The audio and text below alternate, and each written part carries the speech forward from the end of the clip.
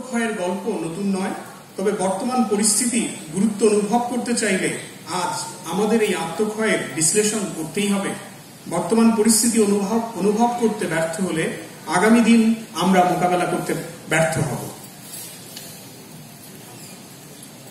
আমরা এখন পর্যন্ত কেবল বাংলাদেশের চলচ্চিত্র ইন্ডাস্ট্রির কথা বলেছি। চলচ্চিত্র ইন্ডাস্ট্রির বাইরেও বাংলাদেশের চলচ্চিত্র হয়, আর সেই চলচ্চিত্রগুলোই আজ বাংলাদেশের সার্বিক চলচ্চিত্রের সাফল্যের উদাহরণ।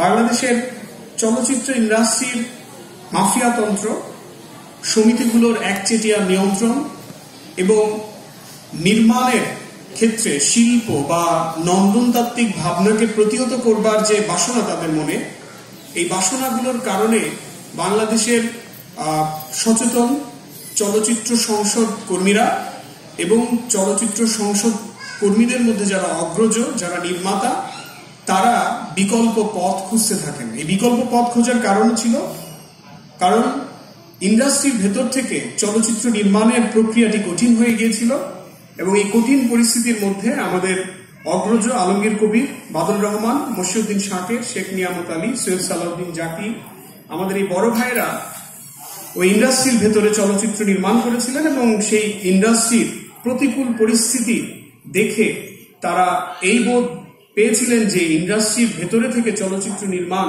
দিন দিন আরো দুরূহ হয়ে উঠবে।